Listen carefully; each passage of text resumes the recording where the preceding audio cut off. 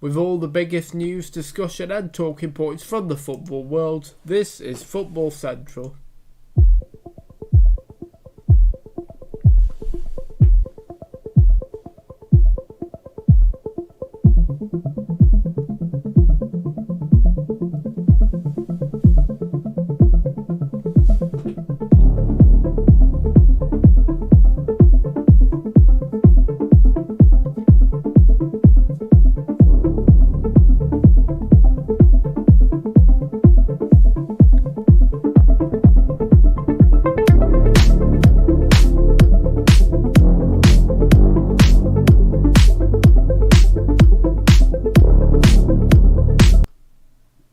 And go.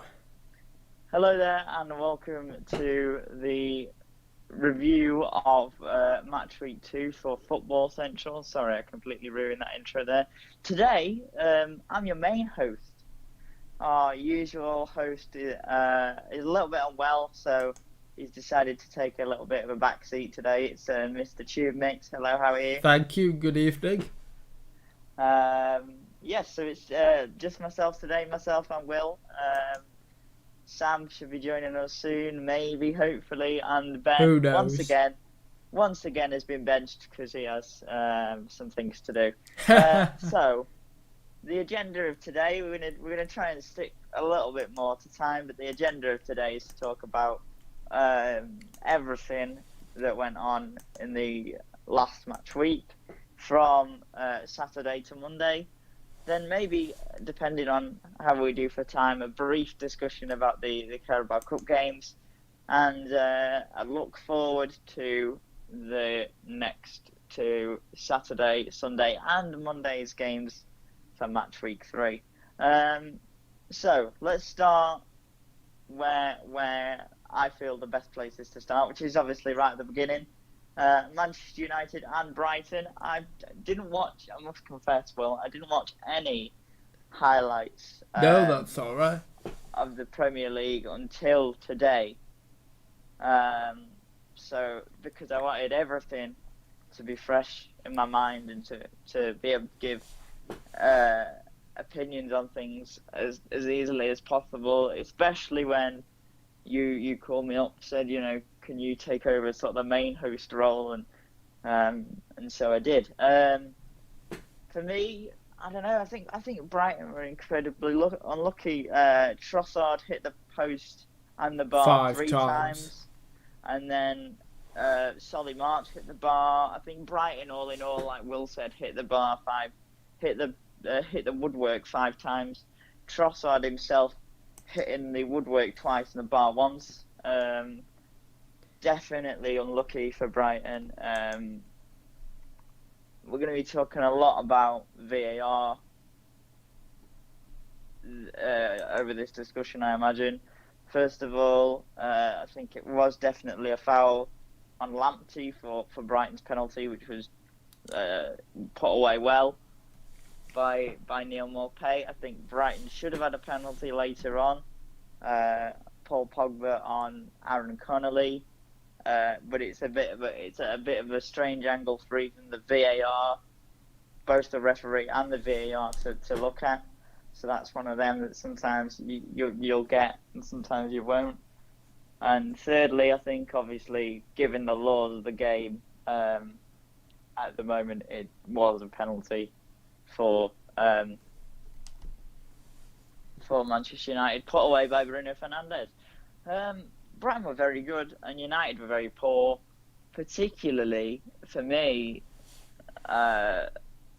We talk a lot about Lindelof. Will has his opinion on Lindelof. I think the worst performer for United out there today was definitely Aaron Wan-Bissaka, who was just dominated. Not today, mate. You said today.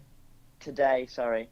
On Saturday was Aaron Wan-Bissaka, and we saw it in midweek. I think I said this to Will when we were talking about Manchester United and Brighton in the Carabao Cup. That his place may be under threat after that performance. If he continues to perform that poorly, then I'd say maybe the difference for United was a honestly, a world-class goal by Rashford. Fernandes with a perfect defense splitting pass. We know what Bruno Fernandes is capable of, and he's shown that time and time again. There's no need to keep going over it, but I think ultimately United got away with one. I think ultimately for Brighton, you have to convert the chances you create. Otherwise, you've got no hope in winning games. I think obviously it's a big test for United against Tottenham on Saturday. Is it Saturday? I think it is on Saturday. Yeah. So that's a huge one for them, and we'll make our predictions for that later on. But it certainly is the first big task for United, and we'll see, what kind of impact whatever the result there is has on the United squad. Anything you want to bring up from that game? I think again, Connolly and Maupay did very well. I think yes. Lamptey was superb again. Solly March was also very good in the kind of wing back. Lamptey should have been man of the match for me personally. Yeah, he was sublime. Trossard very good as well. As he has been this season so far. And I think for United, I'd say obviously Fernandes was brilliant with this. He was involved in goals. United had 2 goals disallowed for offside. And so really it could have been much more comfortable. But I think if you put it that way, well, if some of Brighton's chances had been an inch lower or an inch to another side, they could have scored 2 or 3 more goals. In which case it's quite difficult to say that. Ultimately, I think, we saw again, United got the better of Brighton in the Carabao Cup. Which some people I don't know. I have seen the highlights, but obviously not seen the full match. I saw the first half and then went to bed and listened to it. Yeah, a lot of people were saying it was like, United being back to the best, but it wasn't a strong Brighton side. So to me, it's not much of an indication. Following that, from that match, anything else that you want to say just quickly before I move on? No, because we did do extra time for it, didn't we? We covered it enough, so we did extra time for Man United, and we also did extra time for all the other games. So it does kind of mean that not spending so much time on the games is, we don't need to sit here and even analyse, because we did the extra time for all of Saturday's games apart from Burnley and Southampton. Yeah. So the next game was Palace versus Everton. Calvert-Lewin, I highlighted him when we last talked about Everton. I've highlighted him every time we've had a football conversation of any note. We're here today that he's been called up to the England side. I think really, really deserved. 8 goals. A really instinctive striker. Another hat-trick for him in midweek against West Ham. It was only yesterday, but still in midweek from when you're watching this. So he's just superb. The goal that was the winner for Everton was controversy. The ball was adjudged to have hit Joel Ward's hand. I don't know. For me, that one is more of a penalty than, let's say, the Dyer one against Tottenham. Yeah. At least his body is facing the ball. Just putting it out there before we touch on the Tottenham game. That Eric Dyer handball is never a handball because he's not even facing the ball. So his body's not facing the ball. So for me, how that can ever be given is just absolutely ludicrous. But yeah, Everton and Palace both had chances in that game. Yeah. At the end of the day, it was VAR that was the centre of attention again. Even Roy Hodgson turned around and said, it's killing football. He turned around and talked about how, in his day, and the rule was that it's only a handball if you deliberately stop a goal scoring opportunity or a goal with your hand. And I don't think it needs to be any more complicated than that for me. But I was watching Match Today too again, so it's all quite fresh in my mind that FIFA, the world authority on football, wants everything, like all the rules of the footballing world, to all be the same. So that handball rule that we're seeing into play at the minute, or is the same one as has already been implemented in the major leagues for a few seasons now. So for me, the Ward one, I think it's difficult for him to get out of the way of it. But within the rules of the game, it is a penalty. It's a daft rule. It is ridiculous. But at least it means there's some continuity, I guess. I think it's kind of hard to talk about these games when we've already talked about them. But what I would say is, Palace again gave a good account of themselves. Zaha wasn't that much in the game. I think Pickford, considering he's come under a lot of stick recently, he had a pretty good game, saving some efforts. And that Calvert-Lewin, fantastic. James Rodriguez, such an outlet, but the two man of the matches for me was the two midfielder, Alan and Doucouré, who were just phenomenal. Alan especially, for me, he's a proper defensive midfielder. If one of the back four gets caught out, if one of the back line, gets caught out, he will slot in and he will get a tackle in. To me, he's perfect. I really like Alan. He's a really shrewd signing for Everton, and I think it is a coup in my opinion as well for them. Brilliant player. Moving on to Chelsea and West Brom, I think it's best summed up for me by Frank Lampard, where he says it's 3 individual errors, and you can't sort them out on the training field. That's true. I knew it was 3 errors. Marcus Alonso lost Kyle Bartley for the 3rd goal. Marcus Alonso headed down into Mateus Pereira for the 1st goal, and Thiago Silva, slipped for the 2nd goal. And it's not good enough. It's not good enough at all.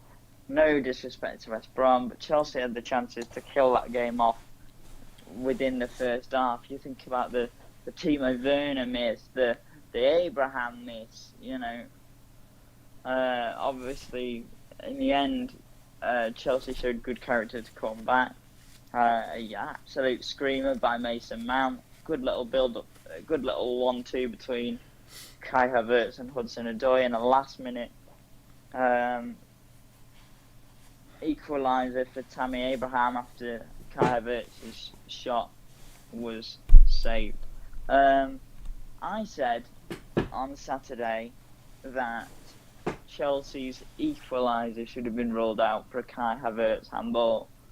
Now, having seen it, and according to what the rule is, the handball was not followed up by an immediate shot on goal or an immediate goal or anything like that. Therefore, within the rules of the game, depending on whatever, that's not a handball. To me, that's completely unfair, to be honest. But what can you do? Yeah, a team of Chelsea's quality, especially with all these new signings, should not be going 3-0 down. Ultimately, it is correct. 3 individual errors. Chelsea played very well, created a lot of chances, but defensively is a problem. Like we said last week, it's about consistency. It's about making sure everything is done right, and lots of questions about Frank tactically, especially after the Spurs defeat on penalties as well.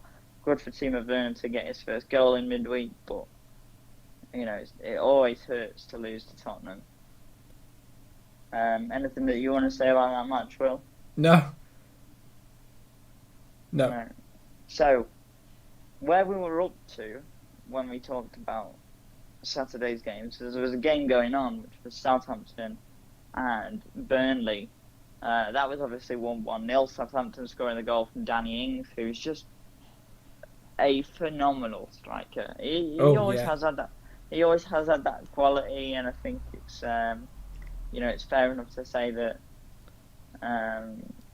Southampton, with the chances they created, especially through him, he's so clinical.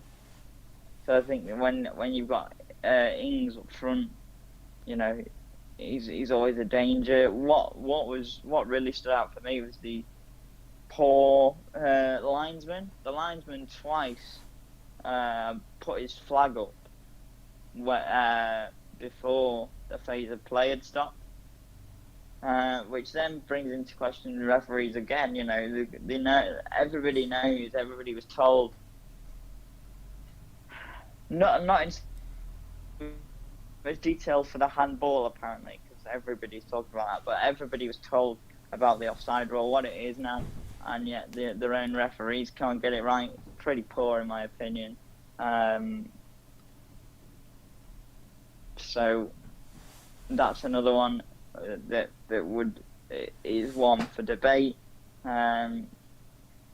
Ultimately, I really like Ralph Hasenhüttl, I really like the Southampton side, the individuals, the history of the club, and the way they bring through the players that they brought through. So I'm glad they won. It's not looking great for Burnley. No. They need players. They need players really, really badly. I'm not saying Burnley played a bad game, because they didn't. They played very well, created chances, were unlucky. One moment that stands out for me was Alex McCarthy's save against Charlie Taylor. What a great save. A very, very good goalkeeper, I think. Doesn't get talked about as much as he maybe should do. But yeah, that's not great from the point to the referee to be putting the flags up before players ended. I think that's to do with, I've not read anything about this, but I think that's to do with so many times a lot of goal scoring chances have gone begging, especially last season, where a player actually, was flagged as offside, then, he could have been onside, he would have been onside after a VAR check, and then he didn't take a chance he could have done and scored, let's say. I think that's what that's to do with. But it's really double standards from the referees again on that. Like I said, anything else you want to add? Or? No. So, going on to Sunday, Man City and Leicester was the one I wanted to start with. I know I'm sure that wasn't the first game. I'm sure the first game was Tottenham-Newcastle. No, but it was, I saw a bit of that. Yeah, I was just amazed by the score. To me, it was just, Nathan Ake making his Man City, I think his Man City home debut. Yeah. And young Eric Garcia. Yeah. To me, Eric Garcia in particular is not helped out by his fullbacks. Mendy concedes a penalty, Walker concedes a penalty, and Eric Garcia. I think the Eric Garcia penalty, I just don't think, because Jamie Vardy's coming in behind him, I don't think that Eric Garcia sees him. If you see the replay, I think he just sort of sticks his foot in, thinking there's nobody there. Really poor defensive performance from City. You know, a absolutely beautiful little near post back heel flick from Jamie Vardy. The Jamie Vardy show. Yeah, a hat trick for him again. You know, what can you say about Jamie Vardy that hasn't already been said over the years? His story is great as well. Yeah. And I don't understand how. The only thing I don't get about Jamie Vardy, and I think this is more to do with him than defenders in the Premier League, is that, you know, it's very clear about what type of player he is, and yet nobody seems to be able to stop him. And I think that's testament to Vardy and his work rate and his finishing ability and his ability on the ball in general. Harvey Barnes has been called up for the England squad as well. I think that's well deserved. A player I'm a massive fan of. Yeah. I just think he's missing goals from his game. Other than that, I think he could be a top 4 player. He's still a young player, isn't he? There's still some things to learn. At the end of the day, he's not there yet, is he? No. So, for where he could be. He's only 22. So in which case you can kind of, for me, you can let that slide. Yeah.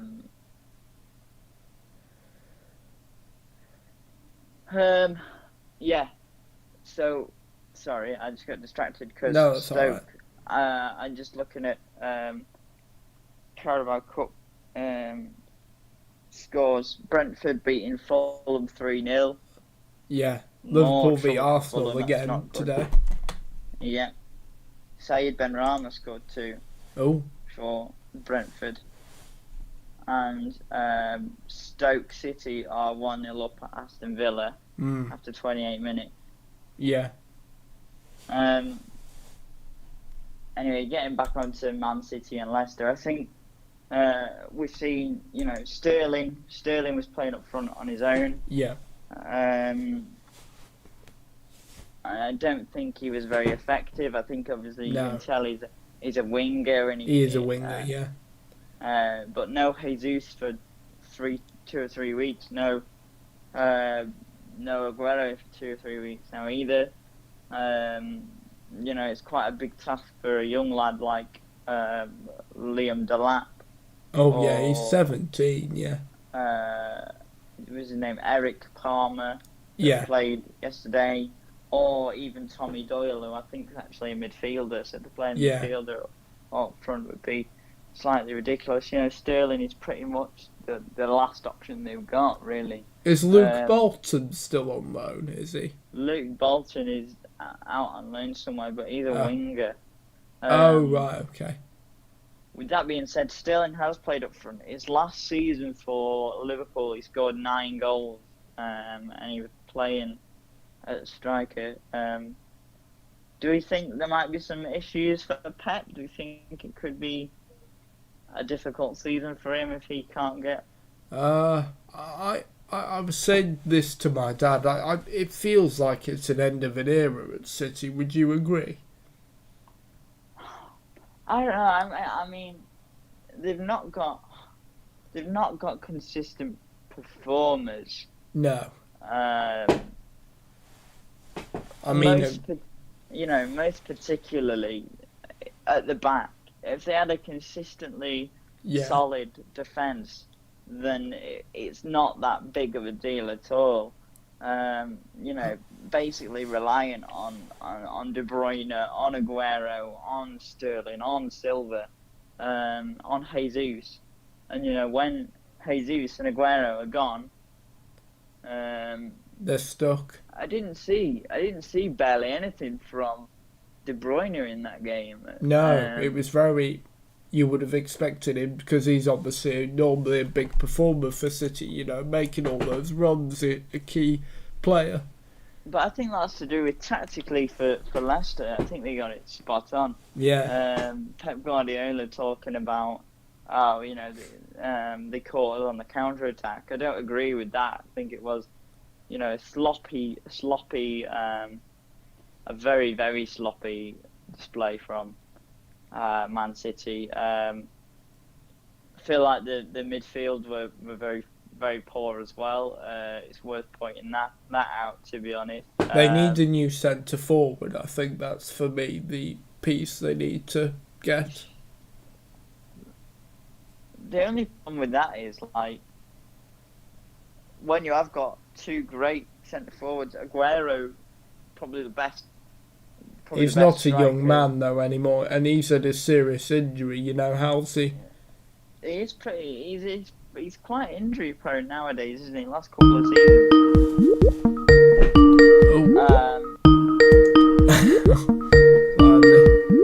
I wouldn't answer that in the middle of the thing. Oh, okay.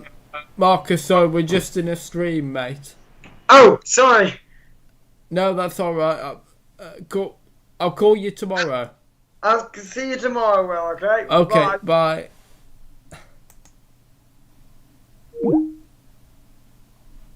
I apologise for that. Even when I'm the one in control, it's still a Will masterclass in how not to host. Sorry.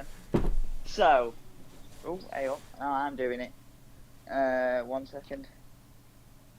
Okay, there we go. So, I also said, I don't know when this was, we were talking about Benjamin Mendy. I think it was whenever me and Sam were on. I don't know when that was. We were on about Benjamin Mendy. Yeah. For me, you know, a French league winner. Again, Kyle Walker as well. You know, England's first choice right back until Trent came along. And shouldn't be. It should be Alexander Arnold's for me. Also, I did say until Trent came along. Oh, sorry. Also, a Premier League winner with City. You just think about all that experience that they have, and then they're making mistakes like that. No disrespect to Leicester. Again, great result for them. Yeah.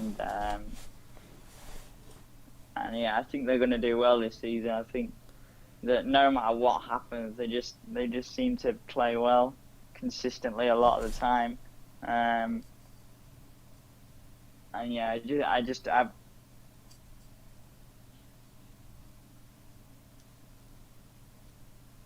well, one of the places I go to drink, there's a group of about 3 to 4 Leicester fans that have been Leicester fans all the way since the 70s. Oh. So to go there and drink with them and follow Leicester all the way from the Championship to winning the league. And I remember I won the league, and there's these like 60, 70-year-old men crying their eyes out because Leicester have won the league. It was beautiful. That was. It even brought a tear to my eye, and I'm not a Leicester fan. I do have a couple of Leicester shirts because one of the things is that if you go there and you're gonna watch Leicester, you've got to wear a Leicester top. So I do own a Leicester shirt. But yeah, I think they'll do okay. I think obviously they've got the Europa League to contend with this season, so I think that might hamper them a little bit. But I still think a top 8 finish. I think they'll still be Europa League chasing, but I don't think they'll get there over the course of the season. I think they'll be 10th, I think. Fair enough, that's not too bad. The early game, I'm just remembering, the early game was Leeds and Sheffield United. For me, the standout for me, and they highlighted this on Match of the Day as well, which I'm happy about. The highlight for me was the Leeds goalie, Meslier. Oh. He's phenomenal. I've never heard of him before. When he joined Leeds on loan in the Championship, I didn't expect him to get in, but obviously I think he got in because Kiko Casilla was, what was it? He was banned for doing a Nazi salute or something like a racist slur, something like that. Oh dear. 9-match ban, and he came in and Meslier, Casilla hasn't been able to dislodge him, and it was a perfect goalkeeping performance for me.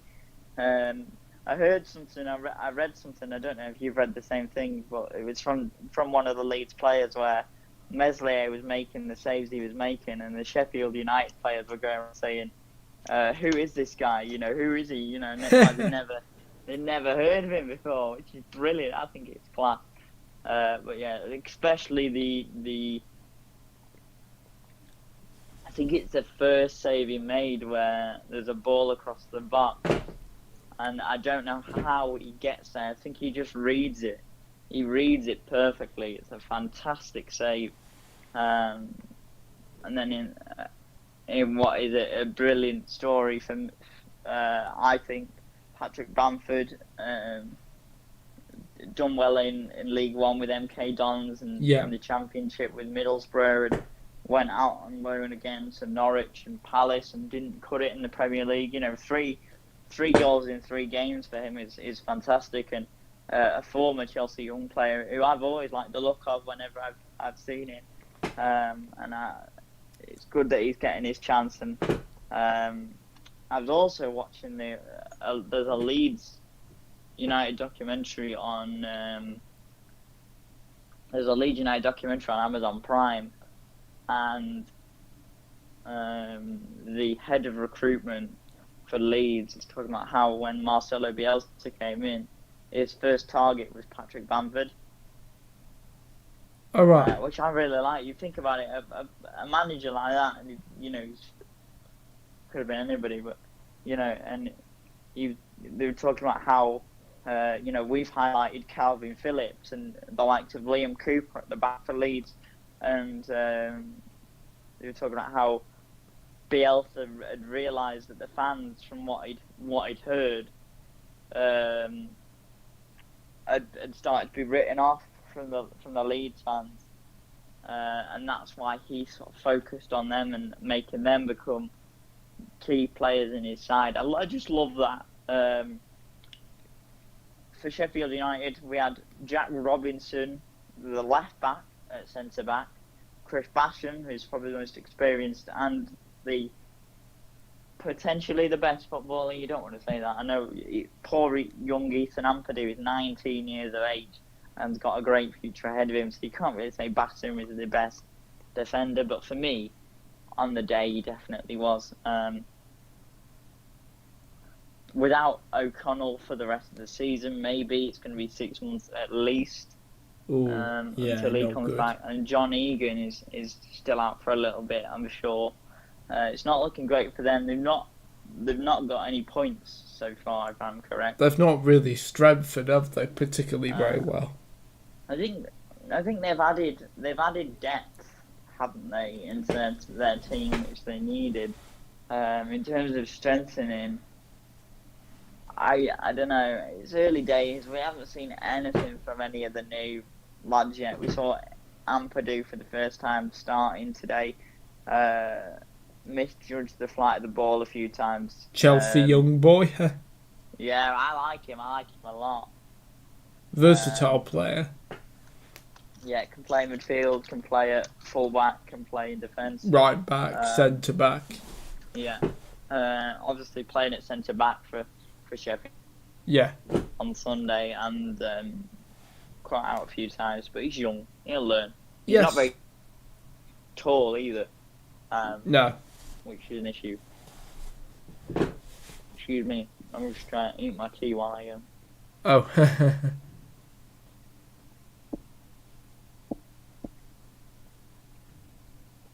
Right. JLI Wheels will be back in a moment. No, I'll be back in like 5 seconds. Oh, okay. I don't know. Based on everybody I've seen, you know, we're on 3 match weeks now, with Fulham being beaten, West Brom relying on Chelsea errors to get them goals. Yeah. You know, take nothing away from, especially the first goal, the finish from Callum Robertson. Sorry, it's a fantastic goal, but it should never have fallen to Mateus Pereira to then slide in. Yeah. I worry about Fulham, West Brom, and from what we've seen at the minute, I do worry as well about Sheffield United. But I think, they did the impossible last season for me. If I was going to describe the job that they did last year, I would say it was almost impossible with the squad that they had. So I think they could potentially do that again. For Leeds, yeah, I think it's still the same sort of thing as we've been saying. Mid-table for me. Yep. And the game in between Leicester and City and Leeds and United was Tottenham Newcastle. For me, Tottenham should have won. They were robbed at the end. It's not like Newcastle, obviously happy for a point and that sort of thing, but Eric Dyer's facing away from the ball. There's no way on God's green earth you can ever give that as a penalty or a foul or anything like that. It's just absolutely ludicrous for me. I don't know about you. I can't remember, to be honest. So, what happens is there's a free kick to Newcastle. Joe Linton gets brought down. Yeah. Eric Dyer and Andy Carroll challenge, and it hits Eric Dyer, who's looking away from the ball. Doesn't even know where the ball is, I imagine, and it hits his hand, and it's a penalty which Callum Wilson converts. I feel like I heard Jose Mourinho talking about how Tottenham aren't respected as a club. I don't think it's to do with that. A lot of stuff bad does happen to Tottenham. I'm not going to lie, that is true, but I don't think it's to do with respect. I think at the end of the day, it's just never a foul in a million years. No. Maybe when they're sat there on VAR and they're really, really, really slowing down fouls and potential handballs, you could make a case for, oh yeah, this is an unnatural position, it is away from his body, penalty. But in that one, for me, he's not even facing the ball. He doesn't even know where the ball is unless he's got eyes in the back of his head. For me, it's never a penalty. And also, I just think that Tottenham will be okay this year. I think they need to bring some players in. Which it's been reported today they're not going. By the Inter Milan president said Skriniar's not going anywhere. No, they're bringing in Carlos Vinicius, I think. Yeah, however you say it, Vinicius or Vicinius or however you say it, I don't know, to be honest. With that being said, they do need some striker cover. They've always needed striker cover, I think. Yeah. One of the Tottenham issues ever since Harry Kane burst onto the scene is Harry Kane is so good, and it's always seemed that they've never had anybody near that. No. I liked Llorente when he was there. Yeah. I wasn't a fan of Vincent Janssen. No, he was garbage. There was that young lad Troy Parrott that came off was towards the end of last season, started appearing. He went out on loan to Millwall. Yeah. I think that's a good decision because obviously a young striker like that. He's 17, isn't he? So. Yeah, that does show quite a little bit of promise, which he did. He looked a good player for the youth team and stuff. I think that's important that things like that go out on loan. Carlos Vicinius or Vinicius or however you say it. Don't know too much about him at all. I really, really don't know too much about him. No. So I can't comment. We've heard Weghorst from Wolfsburg, who's an okay but a different type of striker to Harry Kane. Bastos, again, similar to Weghorst.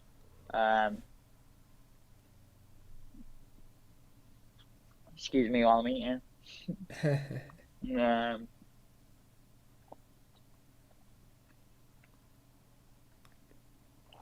and also as well, if you take, I know they could play Son centrally, but I don't know. I feel like his best position is on the wing. So Yeah.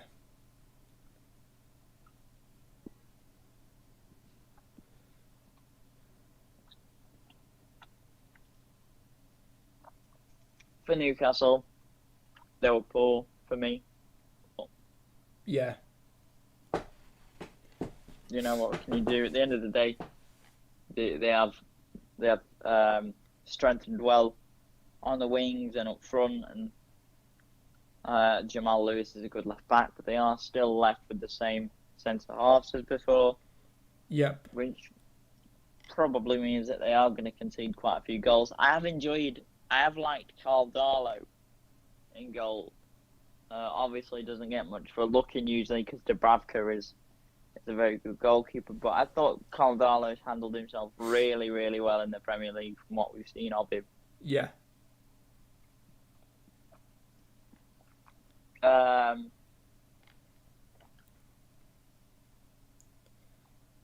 mean, Steve Bruce said, oh, sorry. No, go on, you first.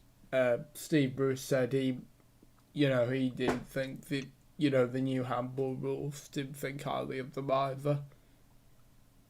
No, I think it's really, really honest. Yeah. Really honest from him. And, he's been in football, well, so is Roy Hodgson, but they've been in football for a long time, haven't they? Because, of course, Steve Bruce played as a player. Roy Hodgson, I'm not sure. Great centre-back in his day, Steve Bruce. Yeah, did Roy Hodgson, did he ever play on the pitch? I think he did. Most managers do, don't they, I think. Sorry if you can hear me eating. No, that's alright. I often have chocolate when I'm doing the stream, so... Yeah, you do actually, don't you?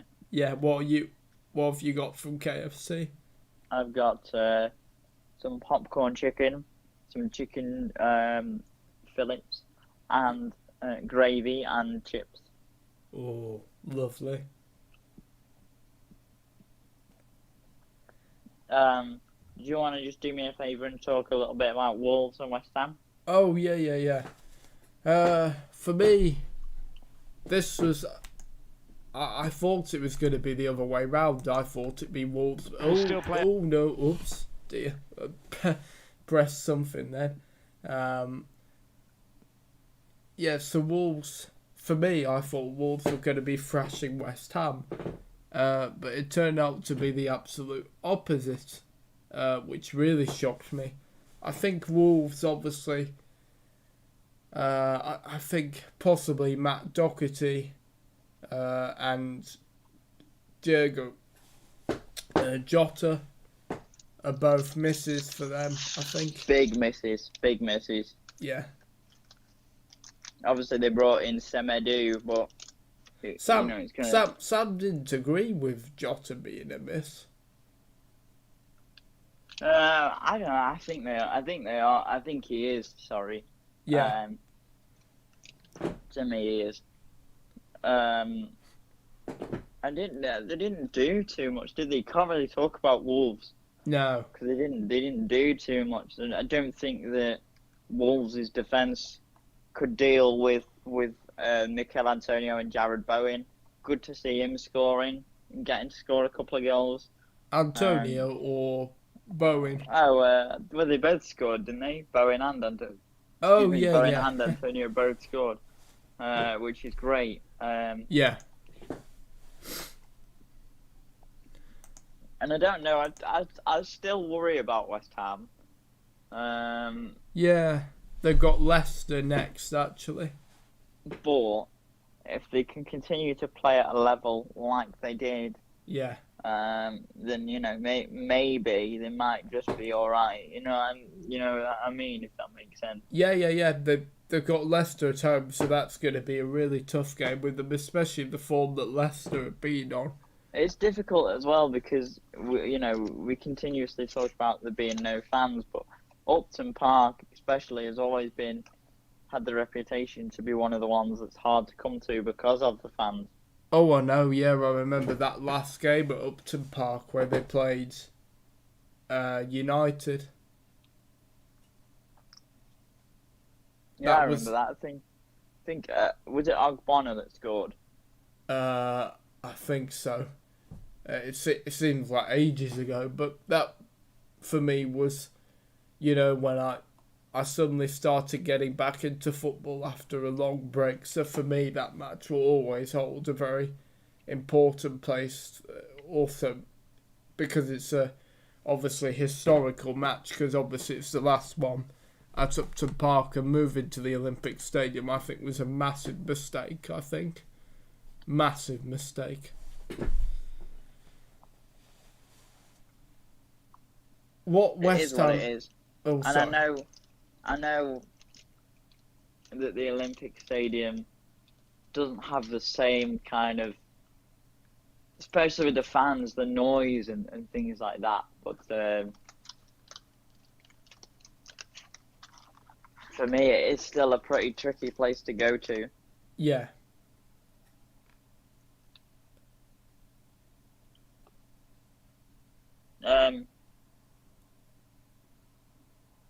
I think Wolves, again, I think it might have just been a blip for them. Quite a few new signings. Yeah.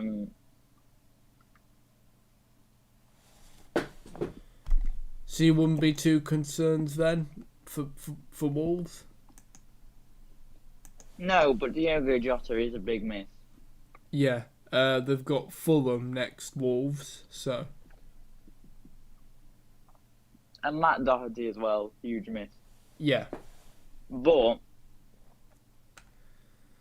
I do think, especially if they're against Fulham, I think there's no way they're going to lose that. No. Because Fulham are absolutely leaking goals, aren't they? Yeah, Fulham. If you're a Fulham fan, I'd be very concerned. I would. They need to really start winning soon, really. Because the more you lose, the harder it is to get out of there. I know it's early days, but... And it is early days. Let's take nothing away from the fact that, we're sat here talking about this now, but we know it's early days. We know teams have got away from impossible situations. West Brom, Leicester. Yeah. So it is possible to be done. But it just doesn't look good for Fulham at the minute for me. Right, so I think we're on to Fulham v Villa, aren't and we? Villa. Next, I think. Yeah. Villa have had a really good start to the season. The signing of Ross Barkley, who I think that'll be the kind of perfect club for me. I think Barkley is a good player, but he's not a top 4 player, if you get what I mean. Absolutely. So I think he'll do really well, and he'll ease the burden on Grealish as well, ease the pressure on him. Villa,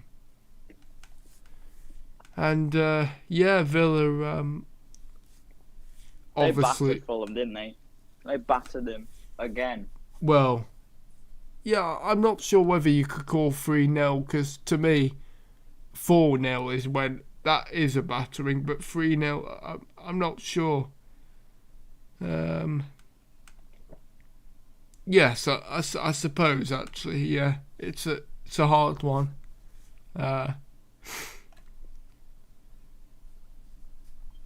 Like we've already said about Fulham, they're in big trouble for me. Villa, started off very well.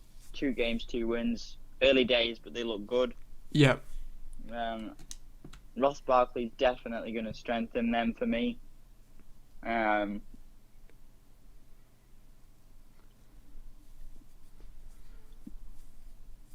Maybe they need 1 or 2 more, perhaps, just to continuously,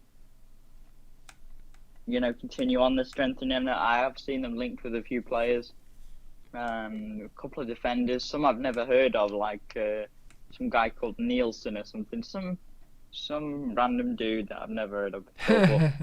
Villa or Fulham? Villa. Oh, right. Sorry. And again, I only saw, it wasn't on Match of the Day, and I only saw the YouTube highlights on Sky for that, so I can't really talk about the goals or anything really. The only thing I do know is Grealish scored. He did, yeah. There's a lot said about Grealish, isn't there? I like him. I think he's good, but should he have left Villa? I don't know. I think there's a lot to be said about loyalty. There was that time years ago where he could have gone to Tottenham, but he stayed. And I think if Villa go down, then he'll go. As long as Villa stay up in the Premier League, though, he'll stay. Yeah, I think that, and obviously you get used to being in the Premier League, and then that's where you want to be. A player of his quality, for me, has to play in there. Yeah.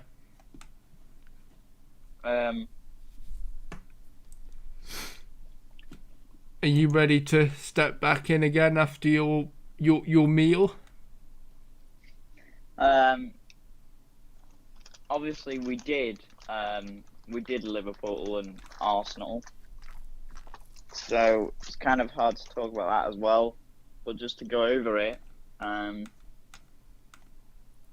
dominant from Liverpool. Yeah. Because I'm trying to eat and talk at the same time. Dominant from Liverpool. Good for Diogo Jota to score. Yep. On his debut, looked very good. Could have had a hat trick. You alright? Yeah, they mean business this year. Liverpool, take nothing away from Arsenal. They played well. But Liverpool, obviously, the much stronger team.